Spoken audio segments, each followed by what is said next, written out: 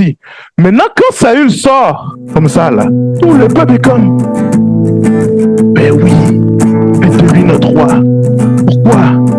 Il avait l'air grand. Il était plus grand, plus fort, plus costaud. Il avait l'air plus sage. Peu importe les attributs qu'ils ont vus, ils ont dit oui. Il est sorti de la tribu, ils ont dit oui. C'est clairement pas à cause de son caractère. Les gens vont t'élever pour tes capacités. Mais Dieu, il regarde le caractère. Il regarde qui tu es dans le fond, ton système de valeurs. L'Église Le Campus vous souhaite la bienvenue. Ce qui suit est un enregistrement de l'une de nos réunions. Nous nous rassemblons tous les dimanches matins à 10h. Pour plus d'informations, visitez notre site web au www.égliselescampus.ca. Bonne écoute! Mais alors que je parlais avec Jimmy à la fin de la pratique, on est resté jusqu'à, je sais pas trop quelle heure, là, nos femmes pourraient nous dire, là, 1h du matin, minuit et demi, en tout cas moi je pense, ouais, très tard. Alors, on est resté très tard, jusqu'à un bon minuit et demi, 1 heure, je sais pas, à discuter. Et alors qu'on discutait et qu'on parlait de ce que Dieu avait mis sur nos cœurs et tout ça, j'ai cette chose que, et en fait, il m'a convaincu d'en parler. Pourquoi je vous dis ça? Parce que Dieu a mis sur mon cœur, alors que j'ai peu d'années d'expérience, j'ai 5 ans de... Dieu a mis sur mon cœur ce que maintenant je suis convaincu qu'est la chose la plus importante pour lui dans l'Église. Et je dis dans l'Église, je parle pour la grande Église, pour chaque personne dans l'Église. La chose sur laquelle il veut mettre le focus, la chose sur laquelle il met son intérêt, la chose qui justifie tout ce qu'on passe, toutes les tribulations, toutes les épreuves, toutes les joies, tous les succès, toutes ces choses-là, pour Dieu, je pense que son focus est là-dessus. Donc, c'est normal que pour l'Église aussi, que pour le leadership, pour le staff, pour tout le monde, le focus soit aussi là-dessus.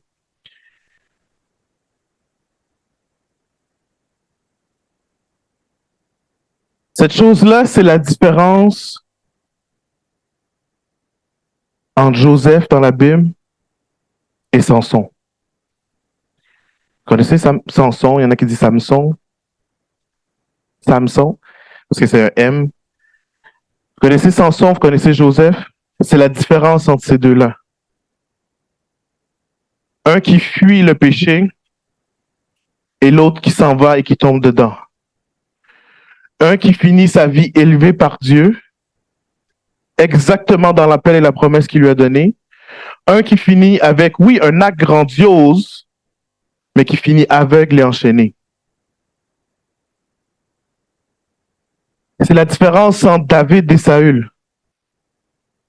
Saül qui est appointé par les hommes, qui dépasse tout le monde d'une tête, mais qui finit dans la désobéissance au prophète, désobéissance à Dieu, et dont toute la lignée et la royauté est retirée de sa lignée.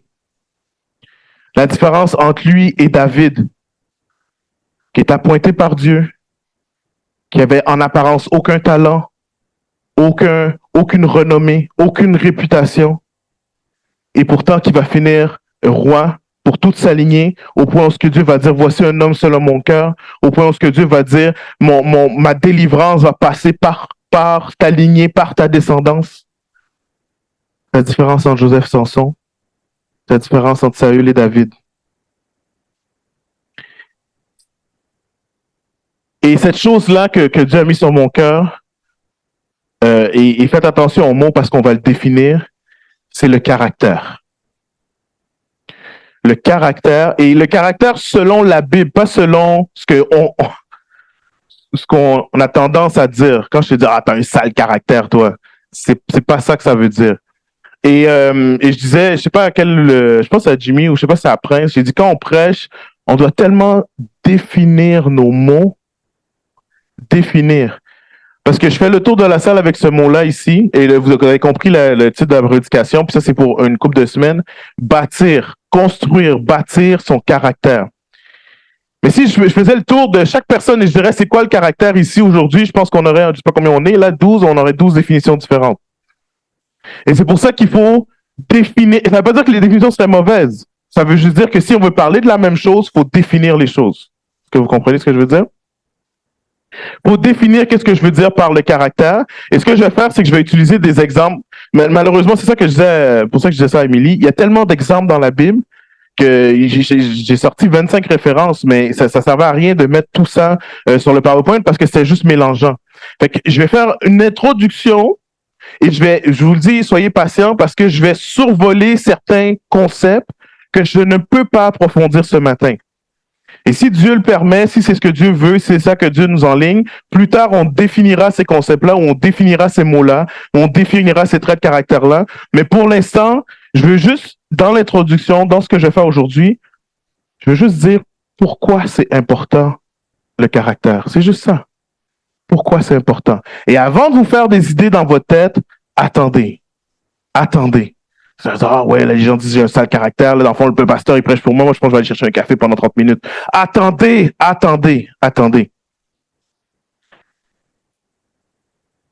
Le caractère, c'est une importance cruciale parce que c'est la seule chose qui peut te disqualifier de ton appel.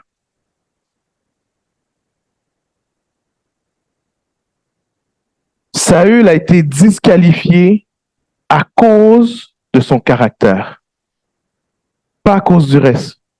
Et maintenant, comprenez bien, on est dans l'ère de la grâce. Fait que quand je dis disqualifié, c'est oui disqualifié, mais Dieu fait grâce.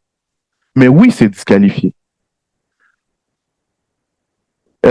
Alors que j'écoutais plein de prédications sur le caractère, même si ça part dans tous les sens, je disais, ah non, pas ça, oui, Seigneur, pas ça, pas ça. Quelqu'un qui donnait l'exemple du maire de Toronto. Le maire de Toronto avait été, les policiers l'ont rencontré, ils ont dit, est-ce que vous avez déjà acheté des drogues illégales? Non, jamais. Est-ce que vous avez déjà pris des drogues illégales? Non, jamais. Est-ce que vous avez... Après qu'il ait fini de faire toute son interrogation, ils ont sorti la vidéo de lui qui fête avec des quantités incroyables de marijuana, je me rappelle pas trop c'est quoi, c'est pas grave les détails, là. Et après ça, ils ont continué leur interrogatoire. Et il n'y a pas eu le choix de confesser parce qu'on a la vidéo. Et c'était pas une fausse vidéo. Le maire de Toronto, et alors, en tout cas, ce qui est flabbergastant, ce qui est incroyable dans toute cette saga-là que vous avez sûrement entendu à la radio, c'est que le maire de Toronto a dit, vous pouvez faire ce que vous voulez, vous pouvez faire tous les votes que tu veux. Moi, je descends pas de mon poste, j'allais dire de mon trône. Je ne sors pas de mon poste. Je ne sors pas de mon poste. Ils ont dit, est-ce que ta politique est encore non radicale aux drogues illégales? Il a dit oui. Il a dit, est-ce que ça s'applique à toi? Il a dit oui. Mais il a dit, moi, je ne débarque pas de mon poste. Ils ont fait un vote à l'Assemblée de la ville. Le vote était, je pense, à 42 contre 2. Deux personnes, je ne sais pas c'était qui ces deux personnes-là, peut-être dans sa famille. 42 contre 2. Il a dit, moi, je ne descends pas de mon poste. Si vous avez suivi la saga, moi, je n'ai pas trop suivi la saga, mais ça fait toute une affaire. Le maire de Toronto, avant même qu'on sache qu'est-ce qui s'est passé, était disqualifié à cause de son caractère. Présentement, il est en poste, je ne sais pas si c'est encore en poste, mais quand il était en poste, là, le matin même où on découvre les choses, il est encore en poste, mais il était déjà à la porte. Est-ce que vous comprenez ce que je veux dire? La seule chose qui peut te disqualifier de ton leadership, de ton ministère, de ton appel, c'est ton corps, c'est ton caractère, c'est ce qu'il y a dans le fond. Maintenant, c'est quoi le caractère? Laissez-moi le définir. Je vais essayer de le définir le mieux possible. Peut-être mercredi, on pourra poser des questions puis on pourra s'en parler pour voir si vous avez compris et faire le lien avec la suite de ce qu'on était en train de parler. Je vous encourage à venir les dimanches et les mercredis parce que je suis en train de réfléchir à tout ça et tout le stock que j'avais. Puis je me suis dit, ceux qui étaient là dimanche passé, ça va être plus facile pour eux de comprendre ce que je suis en train de dire ce dimanche. Alors que moi-même, je savais pas que j'allais arriver ici, mais le Saint-Esprit le savait. Alors mercredi, on aura le temps de redéfinir, peut-être de reparler ou si vous avez des questions, prenez-les en note. Puis on aura le temps de poser toutes les questions puis toutes les choses qu'on comprend pas. Laissez-moi démystifier tout de suite quelque chose. Le caractère, ce n'est pas la personnalité. Le caractère, ce n'est pas la personnalité. Si tu as une personnalité extrovertie, introvertie, joviale, plus calme, paisible, ce n'est pas ça ton caractère. Je vais lire mes notes pour pas me tromper. La personnalité fait référence à l'ensemble des capacités cognitives, comportements, des idéologies, des attitudes, etc.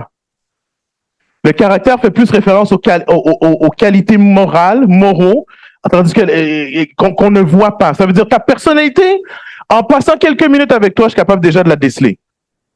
Capable de déceler si t'es un peu plus introverti, extroverti, si t'es bavard, si t'es plutôt calme, si t'es jovial, si t'es pessimiste, si t'es optimiste. Je peux déceler ça de ta personnalité en passant quelques temps avec toi. Plus de temps je vais passer, plus je vais en découvrir. Mais je peux déceler ça, je peux le voir. Tandis que ton caractère, ton corps, ce qui est l'intérieur, ça va me prendre des années. Des années. Et je vais vous montrer comment on peut voir le caractère. Mais le caractère n'est pas perceptible comme ça au premier début. Les gens en ressources humaines font toutes les questions possibles du monde pour essayer de découvrir ton caractère, pour découvrir ton système de valeurs intérieures. Mais c'est extrêmement difficile. La preuve, allez sur Internet, vous allez avoir toutes les réponses aux entrevues. C'est difficile. Ils vont essayer de vous mettre dans des contextes de travail. Ils vont essayer de vous mettre en équipe pour essayer de quoi? Déceler votre personnalité? Un peu, oui, mais surtout voir c'est quoi votre système de valeurs. C'est quoi vos principes? C'est quoi votre caractère? Le caractère, ce n'est pas... Et pourquoi je dis... excuse-moi, je vais finir avec la personnalité. Pourquoi je dis ce n'est pas votre personnalité? Parce que souvent, on vous a jugé sur votre personnalité. On va dire, non, toi, t'es trop introverti pour être un leader.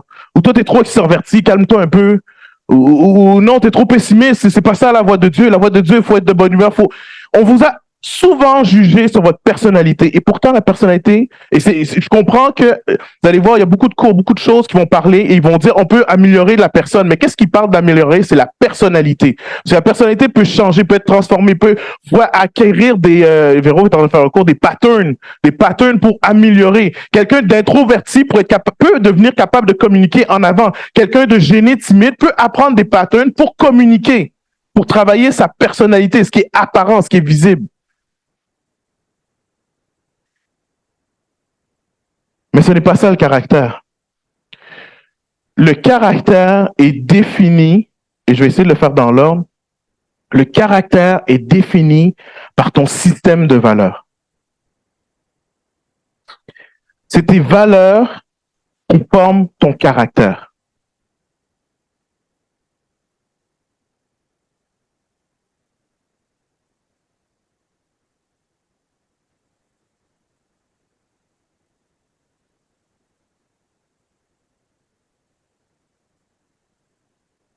Le caractère, c'est un engagement. C'est un engagement volontaire face à certaines valeurs. C'est un engagement qui est personnel et volontaire face à certaines valeurs. Si tu as la valeur, par exemple, si dans ton core value, et là, je saute une étape parce que normalement, c'est les valeurs qui forment l'éthique qui après ça forment le caractère, mais c'est pas important dans où ce que je veux m'en aller. Ton système de valeurs va déterminer où tu t'en vas, tes réactions à certaines choses. Exemple, je vais prendre les exemples que je vous ai donnés tantôt. Joseph, la femme de Potiphar dit, viens, couche avec moi. Joseph il laisse son vêtement avec la femme, il prend la fuite, il fuit le péché, il fuit le péché charnel, il le fuit. Pourquoi? Parce que dans son caractère, je ne me laisserai pas aller à ça. Pourquoi? Parce que mes valeurs sont quoi? L'intégrité, la sainteté, la pureté, la fidélité par rapport à mon maître, etc., etc. J'ai un système de valeurs qui m'empêche d'aller là.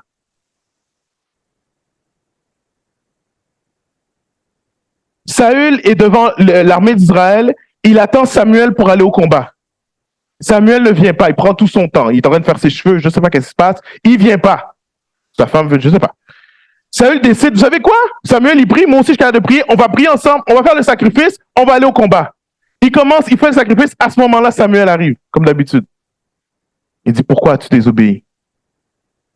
J'avais pas dans mon système de valeurs, ou encore ma volonté était plus forte que la valeur du respect du prophète ou du respect même de Dieu, de l'unité devant Dieu.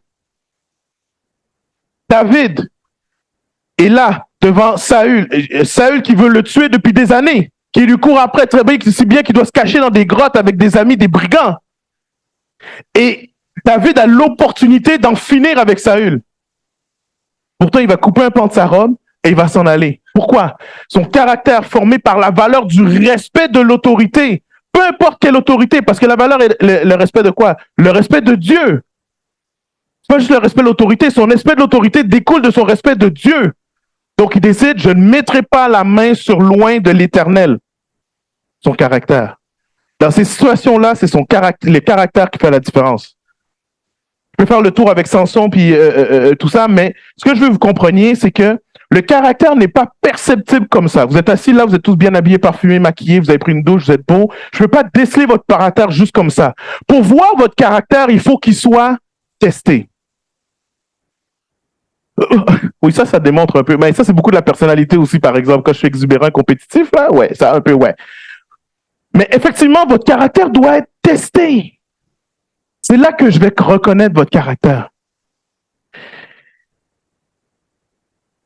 Quand tu arrives face à un test, ton système, c'est là qu'on va savoir si dans la balance, ton système de valeurs pèse plus fort que ce que tu peux en retirer de la situation. Et c'est là qu'on découvre ton caractère. Tantôt, j'ai dit, tu peux être disqualifié dans ton appel, dans ton ministère, dans l'appel de Dieu à cause de ton caractère. Et tantôt, on va parler de la grâce, inquiétez-vous pas. Mais il y en a qui sont assis ici, vous avez eu des leaders qui ont été disqualifiés totalement à cause de leur caractère.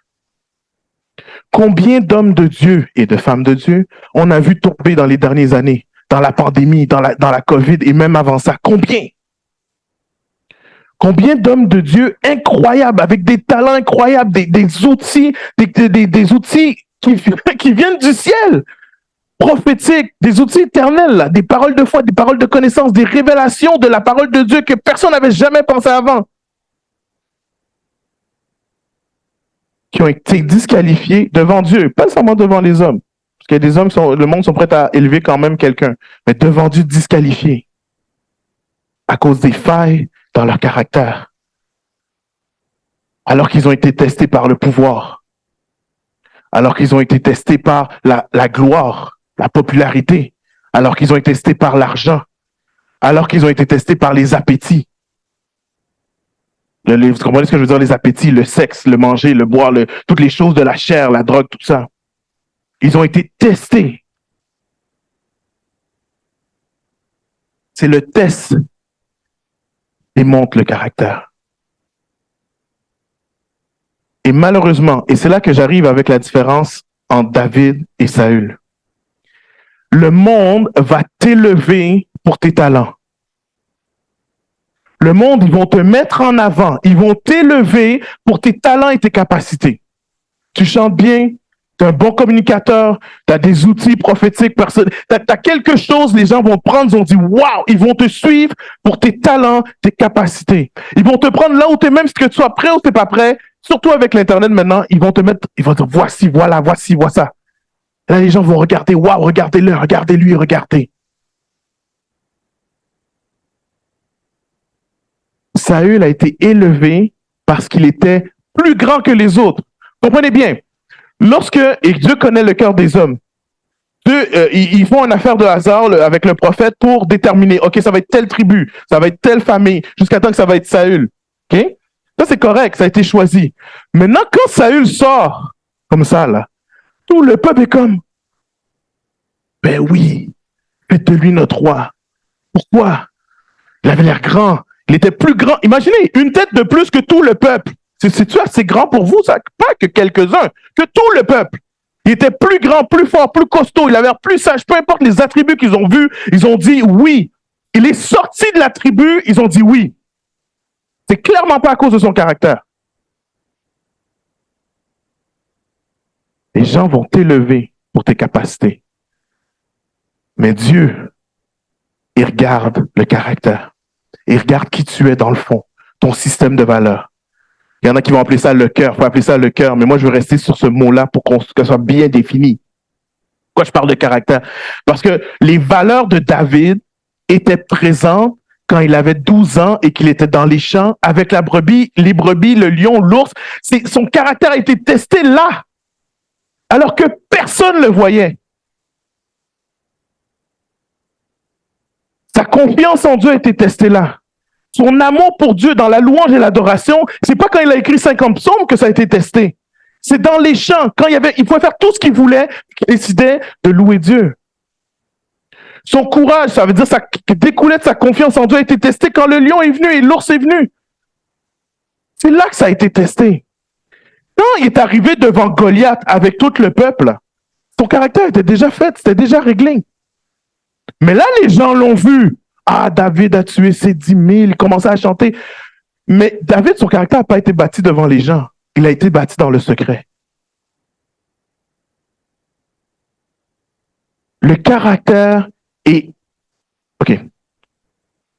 Je vais prendre mon exemple pour être plus clair. La meilleure façon que j'ai trouvée, parce que j'ai cherché pendant longtemps comment je vais définir le caractère pour que vous compreniez, je me suis dit, on va prendre le caractère de Dieu. On va prendre les attributs du caractère de Dieu pour qu'on puisse définir qu'est-ce que je veux dire par caractère, tel qu'il est prononcé dans la parole. Et après ça, on va pouvoir se l'associer à nous pour dire c'est quoi à nous notre core value, c'est quoi qui est à l'intérieur, c'est quoi nos valeurs qui définissent notre caractère à l'intérieur. Moi, c'est ça le verset que j'ai mis, Exode. Oui, c'est ça, OK. Dans Exode, et on va aller. Pourquoi j'ai pris Exode? C'est parce que je voulais revenir au début. Exode 34, verset 6. Le peuple d'Israël est devant la montagne, le mont Sinaï. Ils sont tous là. Dieu les a appelés pour faire une alliance avec eux. Et alors qu'ils commencent cette cérémonie d'alliance, alors que le peuple est là, que Moïse monte et descend de la montagne et monte et descend, à ce moment-là, Dieu dit, va, taille 2 tablettes et monte à la montagne avec moi. Parce que je vais faire alliance avec le peuple. On est dans ce temps où je vais écrire la constitution. Je vais écrire les règles de base qui vont gérer notre alliance. Alors Moïse monte, il arrive devant l'Éternel et l'Éternel va dire ceci. 34 au verset, à partir du verset 6. On va lire le 7 aussi, mais c'est surtout le verset 6. L'Éternel passa devant lui, Moïse, et s'écria, l'Éternel est un. En français, c'est un peu mélangeant, mais je vais vous le définir tantôt. L'Éternel est un, Dieu de grâce et de compassion, lent à la colère, riche en bonté et en vérité. Il va dire, il garde son amour, le verset 7, il garde son amour jusqu'à 1000 générations, il pardonne la faute, la révolte et le péché, mais il ne traite pas le coupable en innocent. Et il punit la faute des pères sur les enfants et petits-enfants jusqu'à la 3e, 4e génération. Cette phrase-là, ce texte-là, et surtout la première phrase du verset 6, va être répétée, si je ne me trompe pas, une 20aine de fois au cours de l'Ancien Testament. Répétée continuellement. L'Éternel est un.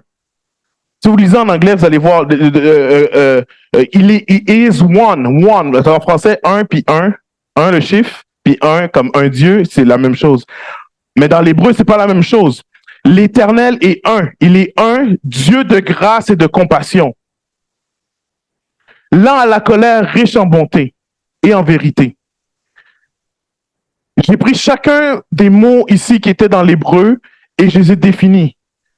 Et quand j'ai commencé par le mot compassion, je me suis rendu compte que 2 semaines ne seraient pas assez. C'est pour ça que j'ai dit, on va survoler les choses mais je voulais définir le caractère de Dieu pour qu'on comprenne ce que je veux dire par caractère pour nous. Le mot compassion pour Dieu, comprenez pourquoi je dis mais compassion, c'est parce qu'en français, on a mis Dieu de grâce et de compassion, on l'a inversé. Le premier mot qui est dans l'hébreu, c'est compassion, un Dieu compatissant. En Louis II 21, c'est marqué, 1910, c'est marqué miséricordieux. L'Éternel est un Dieu de miséricorde, Dieu miséricordieux, Dieu de compassion. Et ensuite de ça, il va dire Dieu de grâce. Dans ce terme de compassion-là, comprenez pourquoi Dieu met compassion en premier. C'est Dieu qui parle, hein, là. Les hommes vont reprendre cette phrase-là, mais c'est Dieu qui parle. Dieu se décrit. Il dit, je suis Dieu de compassion. Le mot compassion, sa racine fait nuance à excusez-moi, j'ai regardé mes notes. Voilà, fait nuance aux entrailles d'un enfant. Aux entrailles de la femme qui porte un enfant, au sein de... c'est difficile à dire parce que dans la Bible, ce mot-là a été traduit par plein de termes différents. Il y a entrailles, il y a le sein, il y a etc. Mais ça fait référence à ce sentiment-là que porte une mère pour son bébé nouveau-né, nouveau créé, qui est créé, j'ai nouveau-né, parce qu'il n'est pas encore sorti, il n'est pas encore né, mais qui est à l'intérieur de son ventre. Ce sentiment de compassion pour un être plus faible, qui est complètement dépendant de l'autre. C'est une compassion pour quelqu'un qui peut rien te ramener, qui peut rien te rapporter. C'est une protection complète. Le même mot compassion va être utilisé lorsque Dieu va prendre soin du peuple d'Israël.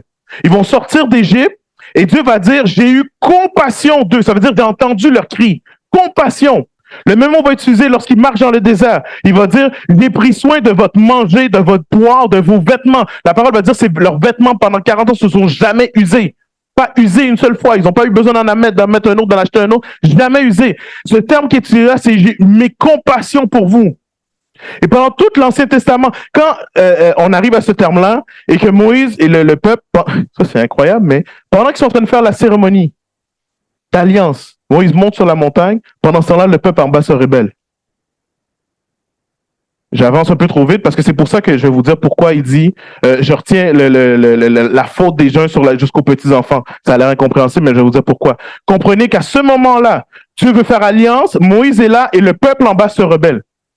Et le premier mot que Dieu utilise pour se décrire, il dit j'ai compassion.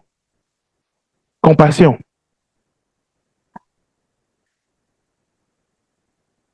Le psaume 103:13, le même mot. Comme un père a compassion de ses enfants, l'Éternel a compassion de ceux qui le traînent. C'est Réginal qui a, je m'excuse, je te pointe comme c'est carrément. C'est Réginal qui a 2 semaines ou je sais pas trop un mercredi avait parlé de quand Jésus rentre à Jérusalem. Jérusalem, Jérusalem, combien de fois j'ai essayé de vous rassembler? C'est un terme ici qui est utilisé. Cette compassion-là que j'ai pour vous, comme une poule qui rassemble ses poussins en dessous de ses ailes, ou un canard ou peu importe, qui protège ses poussins. C'est ça le mot compassion, la description du mot compassion. Dans Marc 1:41, Matthieu 20, Matthieu 18, c'est pas grave, mais j'ai 8 références ici où ce que ça dit, Jésus fut ému de compassion. Ému de compassion. À chaque fois, Jésus sort du bateau, il voit le lépreux, il est ému de compassion. Il s'en va vers Lazare, il est ému de compassion. Jésus est constamment ému de compassion. Jésus est le reflet et la représentation du Père, la compassion. Son trait de caractère, son trait de caractère de Dieu est présent du début de la Bible jusqu'à la fin. Du début jusqu'à la fin. Tu peux voir le trait de caractère de compassion de Dieu. Et tellement que ce mot-là est important, que après ça, il va même dire à nous qu'on doit démontrer la même compassion. Quand il parle de la parabole du bon samaritain, de quoi il parle? La compassion qu'on a démontrée à l'autre. C'est une importance. Du début jusqu'à la fin. Donc, Dieu est le premier mot, compassion. Jésus a démontré cette compassion. Jésus nous dit de maintenant démontrer cette même compassion. Ensuite de ça, le deuxième mot qui va dire, c'est plein de grâce. Je ne sais même pas si j'ai besoin de faire tout l'état de la grâce dans la Bible. Je pense être au courant. Du début jusqu'à la fin. Et des fois, la grâce est plus évidente pour nous dans le Nouveau Testament. Le mot grâce qui est ici, quelques mois plus tard, le peuple d'Israël va avoir peur des ennemis qui sont sur sa route. Et qu'est-ce qu'ils vont vouloir faire? Ils vont vouloir tuer Moïse, c'est comme toujours leur réflexe. On va tuer Moïse et on prend un autre leader. Aussi simple que ça. Moïse va monter sur la montagne et Dieu va dire, j'ai fini avec eux autres. Eux, les radis de la terre. Et Moïse va dire quoi? Il va dire, mais que vont dire les autres peuples? Il dit, tu les as fait sortir d'Égypte et là maintenant pour qu'ils meurent dans le désert. Et il va dire, tu es le Dieu de grâce. Le même mot qui est utilisé ici. C'est pas dans le Nouveau Testament, c'est dans l'Ancien Testament. Tu es le Dieu qui fait grâce. Moïse va utiliser son propre caractère. Et malheureusement, j'aurais vraiment aimé ça faire tout le tour, mais cette prière-là qui est là, Moïse l'a prié. Abraham, il y a plusieurs personnes qui ont prié ces mots, pas Abraham, excusez-moi parce que c'est avant, qui ont prié exactement ces mots-là. Et à chaque fois, ils ont été exaucés. Pourquoi? Parce qu'ils ont fait appel au caractère de Dieu. Mais quand tu dis, Seigneur, tu vois mon patron, je suis plus capable, si tu peux lui faire qu'arrive quelque chose, tu es contre le caractère de Dieu. Tu fermes ta bouche là. Arrête cette prière-là. Parce que c'est contre la nature même de Dieu. Le caractère. Je vais revenir dans les prochaines semaines sur ces mots-là, OK? Mais ce que je voulais vous dire, c'est, voici un exemple de la définition du caractère de Dieu. Comment est-ce qu'on pourrait définir notre caractère à nous? Comment est-ce qu'on pourrait, oui, exactement, définir mon caractère, comment je pourrais le définir? Ton caractère, comment on pourrait le définir? Et malheureusement, des fois, il y a une différence entre ce que nous, on décrit, ce que nous, on pense, et ce que les autres voient.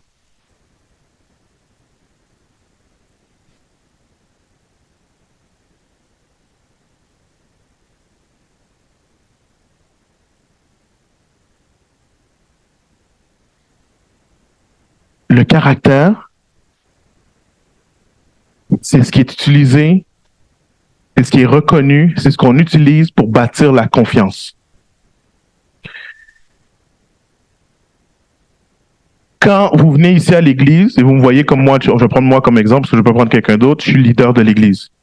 À la base, vous mettez dans le compte une partie de confiance, right? Parce que vous êtes venu, puis vous êtes resté, vous êtes assis. Vous avez mis une partie de confiance. Maintenant, à chaque fois que le leader est testé, à chaque fois qu'il arrive une situation, puis qu'on voit comment le leader agit, on rajoute une partie de confiance. À cause de quoi? À cause que son caractère est démontré. La réalité, c'est que moi, quand je prêche ici, vous n'avez aucune idée de c'est quoi mon caractère. Je peux vous dire n'importe quoi. Mais il y en a ici qui me connaissent depuis des années. Il y en a ici qui me connaissent. Et ceux qui me connaissent, quand quelqu'un va dire, tu sais, Steve a dit ça, je pense pas que c'est bon parce qu'il a dit ça, il dit non, attends, tu le connais pas. Moi, je sais que ce qu'il a dit, parce que je le connais, c'est ça. Pourquoi? Parce qu'il y a un dépôt dans le compte de confiance. Vous comprenez ce que je veux dire? Il y a une confiance qui est là, qui a été bâtie sur des années.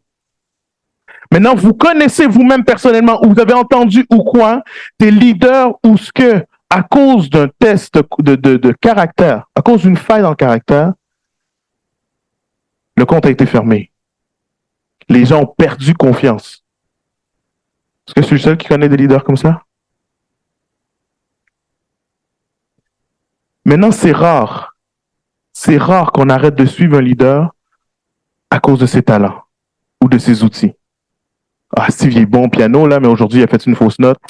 Pas sur le campus, là, c'est pas pour moi. Non, c'est rare. Ah, t'as-tu une parole pour moi? Non, j'ai pas une parole pour toi aujourd'hui, mais je vais prier avec toi. On n'arrête pas de suivre un leader pour ça. Mais lorsque le caractère est testé et qu'il y a une faille et qu'il y a une faute, là, ça met une barrière. Vous comprenez ce que je veux dire? Parce que Dieu a bâti en nous notre capacité de faire confiance sur la base de qui on est. Maintenant, on va élever les gens pour leur talent, mais la réalité, c'est qu'on sait qu'à la fin, on juge comme Dieu juge à travers le caractère.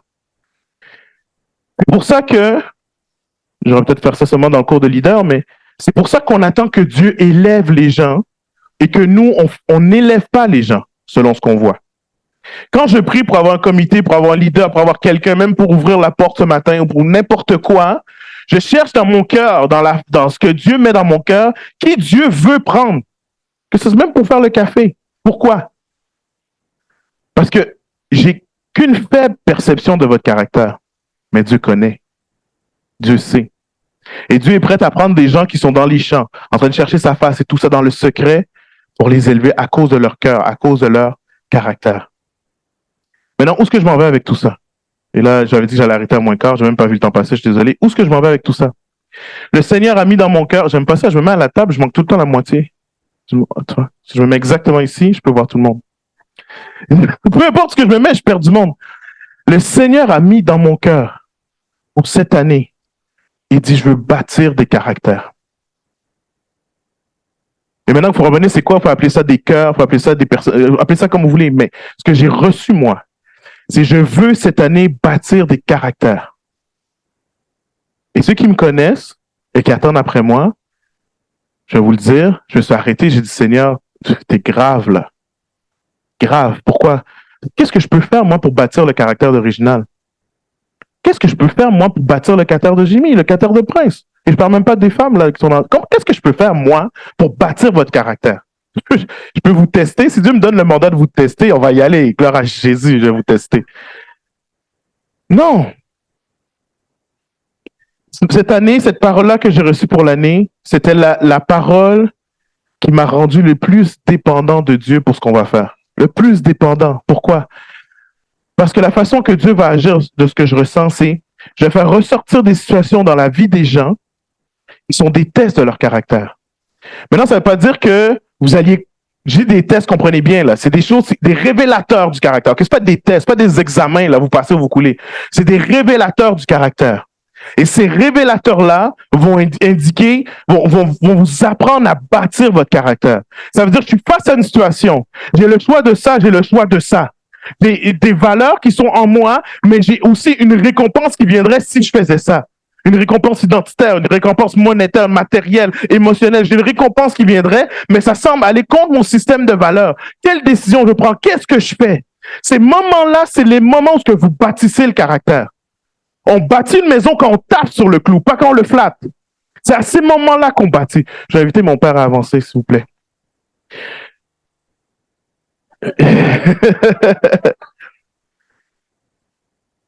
J'aimerais ça que mon père nous raconte ce qu'il a raconté samedi. Samedi à la prière, j'étais vraiment béni. Il y avait 5 hommes là qui étaient debout. D'ailleurs, on était 5 hommes, 6 femmes. C'est rare, vous allez voir 50-50 dans une réunion de prière. Gloire à Jésus. Mais on était 5 hommes là et mon père a raconté un témoignage que j'aimerais qu'il raconte comme image de ce que je suis en train de dire.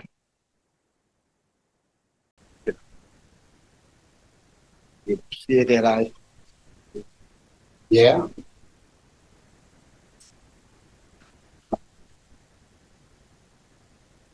C'était une question de porte. C'était question d'une porte que je fais monter chez moi. Pas chez moi, mais dans un local, dans un appartement que j'ai mis à louer.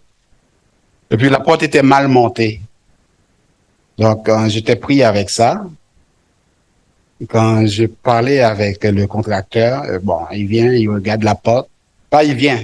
Avant de venir, il m'a cherché toutes sortes de petites bêtes pour me dire que la porte est bien montée. C'est les murs qui sont croches. Les murs étant croches, il peut pas monter la porte comme il faut. Bon, tout ce que je fais pour qu'il vienne, envoyer des messages, des lettres, il vient pas. Je dis, il va falloir que vous preniez une décision avec ça parce que je peux pas garder la porte comme ça. Et puis, il a envoyé quelqu'un. La personne qu'il a envoyé, c'est lui qui a monté la porte. Qu'est-ce que vous voulez qu'il dise? Les murs sont croches. Bon, en tout cas, bref, c'est ça qui est dans leur tête. Moi, je dis, bon, c'est vrai, il a mis un niveau, et puis le mur paraissait croche vraiment. Mais peu importe, mur croche, mur pas croche, avant de monter la porte, vous me dites que les murs sont croches, la porte serait pas correcte. La porte va avoir une petite déviation. Mais il m'a pas dit ça, j'étais pas au courant de ça. Finalement, quand le gars vient, je lui dis non, moi je n'accepte pas la porte comme ça. Il appelle son patron pour me prouver que c'est la porte qui est croche, que les murs qui sont croches, c'est pour ça que la porte n'est pas correcte. Là, il commence à dire s'il faut qu'il démonte la porte et refaire, il faut que je paye encore le même montant que j'avais payé pour refaire. Et si jamais après je suis pas satisfait, il va le refaire encore, mais il faut que je paye encore. Donc, j'étais un petit peu ému. Ce que je devrais dire, j'avais pas le courage de le dire. Et puis, peut-être ça reste en dedans de moi. Et puis, ça m'a fait malade. Ça m'a rendu malade. Mon cœur, 2 jours après, ça battait, arythmie cardiaque, blablabla. Mais j'ai prié, il m'a appelé et je lui ai expliqué ça. Et puis, il m'a dit, bon, des choses comme ça, il faut laisser le Seigneur agir là-dedans. Moi, oui, personnellement, c'est comme ça, j'agis toute ma vie. Il y a des choses qui m'arrivent déjà dans des appartements comme ça, et puis les gens partis avec 3 mois de loyer. Je le laisse faire. Et je dis, bon, le Seigneur va continuer à me bénir pour avoir des loyers à louer, et lui, il va continuer à voler, et puis un jour, on va mettre des mains dessus. C'était ça ma réaction. Mais c'est vrai, et hier, on est venu. Je suis passé par une sorte de test. Et puis, Véo nous a déchargé la tête. Tout ce qu'on avait dans la tête qui n'était pas bon, mets-le devant le Seigneur. Dans le cœur, mets-le devant le Seigneur. Effectivement, on a passé par une sorte de thérapie. Et puis, le Seigneur m'a béni. On a fait une réunion de prière aussi à deux à deux. Et puis, je demande à Maxo, qui était mon compagnon de prière, et est-ce que tu as un verset, on lirait un passage biblique, est-ce que tu en as un? Et puis, il m'a donné Psaume 37, du verset 5 à 9. C'est exactement mon affaire. Dieu a dit de laisser faire les choses terrestres, les choses viles du monde, et puis lui faire confiance. Je ne dirai pas. OK. Donc, si vous lisez, vous allez voir que quand on a des difficultés comme ça, il faut laisser le Seigneur agir.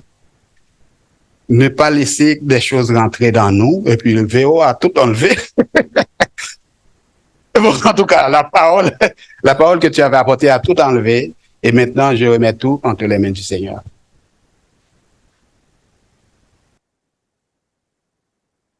Merci. Alors, le verset... où est-ce que j'ai mis l'autre micro? Ah, voilà. Le verset est affiché là. Et ça dit « Garde le silence ». Garde le silence. Il dit « Ne t'irrite pas contre les méchants. Les méchants auront, même s'ils ont l'air de prospérer maintenant, garde le silence et laisse l'Éternel. » Et cette situation-là, et c'est pas pour élever mon père ou quoi que ce soit, au contraire, c'est une situation de la vie qui arrive à tous les jours, mais où est-ce que tu as le choix? Je me rappelle dans cette conversation téléphonique avec mon père, on a dit, mais en laissant les gens comme ça faire ce qu'ils veulent, on a l'air des lâches. Ouais, on a l'air de vas-y, donne l'autre, vas-y. On a l'air des chiffons, tu comprends? Et je réfléchissais à ça quand je préparais, j'ai dit, mais ça, la récompense, elle est quoi dans tout ça? Est-ce qu'elle est monétaire? Oui, il va avoir le remboursement si peut-être s'il fait une crise, mais elle est identitaire. Est-ce que mon identité, c'est une identité de lâche? Ah, check-moi. Moi, tu me connais pas. Vous avez jamais entendu ça, hein? Moi? Hey, tu me connais pas. Attends, je vais faire descendre la cour du Québec tellement vite sous ta tête, là. J'ai des contacts. Tu sais pas qui je suis. Tu sais pas qui je suis. Identitaire. Quand tu dis laisse l'Éternel, ton identité, elle est où? En Dieu. Ça veut dire j'ai pas besoin de prouver ma valeur. J'ai pas besoin de prouver qui je suis. Comment on peut pas marcher sur ma tête. Je laisse l'Éternel faire ça. Je sais que c'est pas votre situation, mais c'est pas facile de faire ça. Il faut que tes valeurs qui bâtissent ton caractère soient au-dessus de toute la récompense que tu peux voir ou percevoir. Et même au niveau identitaire. Et maintenant, je finis, je m'excuse pour le temps, mais je vais absolument finir avec ça parce que ce que je vous dis là, vous avez déjà entendu ça peut-être, et si vous le cherchez sur YouTube, vous allez tout le trouver. Il n'y a rien que j'ai dit là qui est nouveau, qui est sorti. Si vous avez dit un peu la personnalité des gens ou quoi, vous connaissez ces mots-là, caractère, personnalité, talent, vous connaissez ça, vous connaissez les principes bibliques. Mais dans toutes les prédications que j'ai dit, ou que j'ai entendu, je ne vais pas dire, j'ai jamais dit prêcher là-dessus, toutes les prédications que j'ai entendues, ce que je vais vous dire là, j'avais jamais entendu ça de ma vie. Je vais vous le dire là. La formation du caractère qui n'est pas centrée sur l'Évangile n'est que du moralisme parce que la relation, c'est la formation. Je vais finir, puis après ça, je vais le lire. Pour former le caractère de ses disciples, Jésus était avec eux 24 heures sur 24. Right? Jésus était avec eux. Nous devons nous aussi vivre avec lui, chercher à respecter la loi morale du Père sans la vivre à travers notre union avec Jésus et peine perdue. Et c'est là que j'ai compris qu'est-ce que Dieu nous a enseigné. Je dis nous parce que c'est moi qui prêchais, mais c'est à nous la semaine passée. La semaine passée, je vous dis, le commandement de Jésus, c'est demeure en moi, demeure dans mon eau, reste avec moi, colle-toi sur moi, marche avec moi, suis-moi. Pourquoi? Parce que notre système de valeurs est transformé ou ne peut venir que de notre relation avec Jésus. Si tu as vécu des situations comme mon père, ou peu importe la situation, où ce que ton caractère a été révélé, pas ta personnalité, là, je me suis fâché, non. Pourquoi tu t'es fâché? Le pourquoi tu t'es fâché va sûrement, c'est ça qui va te révéler le caractère. Qu'est-ce qui est ressorti? Pour que ça change, ça ne peut changer que par ta relation avec Jésus. Quand lui, le médecin, vient travailler au profond là, c'est juste là que ça change. Parce que sinon, vous sortez d'ici avec une autre prédication moraliste. Oui, mon caractère, je veux bâtir mon caractère. Il faut que je bâtisse mon caractère. Il faut que je devienne plus honnête. Il faut que j'aie plus. À partir de maintenant, je vais payer mes impôts, je vais payer mes taxes. J'espère que personne ne va dire ça, mais en tout cas, à partir de maintenant, je vais prendre des décisions qui vont montrer un caractère. C'est du moralisme. Prends les principes de la Bible, puis essaie de les appliquer par toi-même. Mais ce que moi je vous dis, ce qui est important, c'est que quand votre caractère est révélé et qu'il y a une faille dans votre caractère, ou que ça ne va pas selon le principe que vous voulez, ou que le Saint-Esprit vous révèle quelque chose, retourne-toi vers Dieu. Retourne à ta relation avec Dieu. Seigneur, pourquoi je me sens comme ça? Pourquoi est-ce que j'ai besoin de me défendre moi-même? Pourquoi j'ai réagi comme ça? J'avais envie de le trucider avec mes mots. Je n'ai pas besoin d'action. J'ai pas besoin de... Mes mots vont le détruire. Je dis cette semaine, il va pleurer toute la semaine. Pourquoi j'ai réagi comme ça? D'où ça vient? Et le Seigneur va aller travailler quelque chose qui est dans la fondation de ton être. Et début 2023 et fin 2023, tu ne seras plus la même personne. La partie la plus intéressante sur l'étude, et je finis avec ça, du caractère, ce n'est pas de réussir le test du caractère. Ce n'est pas à chaque fois que mon caractère est testé, c'est bien, c'est bon. Non, en fait, c'est pas ça le plus important. Le plus important, c'est comment tu réagis quand tu fails. Quand tu échoues, comment tu réagis? Il y a le déni, ça s'est jamais passé. Il y a l'opprobre autre, c'est-à-dire c'est la faute des autres, c'est la faute de telle personne. J'avais du soleil dans les yeux, je sais pas, c'est la faute de quelque chose d'autre ou de quelqu'un d'autre. Mais peu importe la réaction qui dit j'ai pas à m'en occuper ou je laisse le temps passer ou la personne elle doit pardonner. De toute façon, on est chrétien, non? Quand tu fais ça, tu travailles pas ce qu'il y a là. Tu as besoin, la réaction quand tu perds, c'est la plus importante de toute ta vie. C'est pour ça que quand tu as 12 ans ou quand tu as 72 ans, peu importe, tu peux encore travailler ton caractère. Parce qu'elle dépend de ta réaction quand tu fails. Il n'y a personne qui aime échouer. Il n'y a personne qui aime manquer la cible. Il n'y a personne qui aime ce sentiment-là d'avoir manqué, d'être tombé, d'opprobre, de culpabilité. Personne qui aime ça. Maintenant, qu'est-ce que tu fais avec ça? C'est ça qui fait toute la différence. C'est ce qui va faire qu'à la fin 2023, tu vas plus être la même personne dans ton corps, pas dans ta personnalité ou tes apparences, mais dans le fond, c'est ça qui va faire la différence. C'est ça. Et maintenant, quand tu fais quelque chose, quand tu fais dans quelque chose, quand ça va pas comme tu veux, quand c'est pas la réaction que tu voulais, ne te mets pas des règles de discipline. C'est pas mauvais, tu peux en mettre. Mais à la base, c'est pas ça que tu as à faire. Retourne auprès de Dieu. Retourne auprès du Père. Utilise tous les moyens que tu connais pour entendre de lui. La parole de Dieu, la Bible, des messages. Retourne dans ta présence. Retourne. Reste en silence devant lui. Écoute sa voix. Prends un papier et un crayon. Écoute. Fais tout ce que tu peux faire pour dire Seigneur, pourquoi ça se passe. Peut-être qu'il ne va pas te le dire maintenant parce que tu n'es pas prêt. Mais dans les semaines à venir, peut-être à travers des gens, à travers des frères, à travers des sœurs, à travers des réunions de prière. Peu importe, il va te le dire. Il va te dire voici. Voici. Et voici comment je vais le transformer en toi. Et je vous dis, à la fin 2023, on ne sera pas pareil. Maintenant, mon engagement, moi, en tant que pasteur, et je pense l'équipe de leaders qui est avec moi et tout le monde qui est dans le campus, l'engagement qu'on doit prendre, c'est de rentrer dans cette école-là. Moi, personnellement, je ne sais pas c'est quoi votre rôle là-dedans, mais moi, mon rôle personnel en tant que pasteur, c'est de jamais rentrer dans le moralisme. De jamais dire à mon père, ben non, ben, tu peux faire ça, tu peux faire ci, voici comment tu dois travailler, voici comment tu fais ça, voici les principes que j'ai utilisés dans ma vie et blablabla. Non. Dire, mais Dieu, ces sentiments-là qui ressortent, d'où ils viennent, comment on peut les mettre devant Dieu, comment on peut les travailler. Sans jugement, parce que je suis peut-être pire dans cette... J'aurais peut-être été pire. Je suis très impulsif, là. J'aurais peut-être pris la porte. Tiens, mets la porte dans ton camion, va-t'en, je vais m'arranger. Peut-être, je sais pas.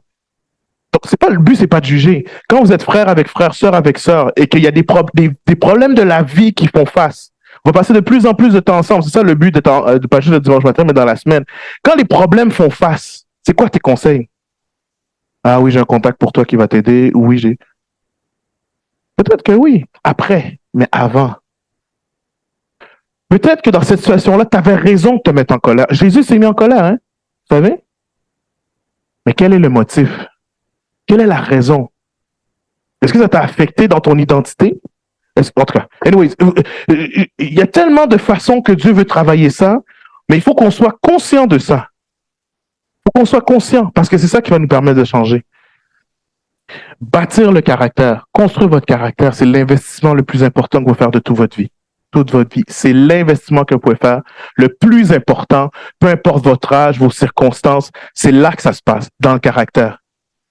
Les talents. Jimmy a parlé, quand il y a la première prêche, il a parlé de former et outiller. Outiller, vous allez être outillé. Dieu va vous outiller, Dieu va vous donner les outils, mais il faut être formé. Il faut former le caractère en premier. C'est ça le plus important. Je m'excuse pour le temps. J'aurais voulu qu'on chante encore le chant, mais c'est un sujet qui me passionne tellement que j'espère que j'ai pas passé du point A au point B, mais que vous avez compris ce que j'ai dit. Mais c'est pas grave, parce qu'on va revenir là-dessus. Même Jimmy, quand je lui parlais, ça prêche, c'est pas ça, mais ça a rapport avec ça. Bâtir le système de valeurs qui définit notre caractère. Excusez-moi, revenons au début. La relation avec Dieu qui transforme nos valeurs, qui construit notre caractère. Voilà l'équation. Amen. Nous sommes heureux d'avoir pu partager ce moment avec vous. Nous vous invitons à vous joindre à nous dimanche prochain pour vivre un temps de célébration et d'échange avec des gens comme vous. En attendant, nous vous invitons à aimer notre page Facebook, le Campus MTL, et à visiter notre site web au www.égliseLecampus.ca.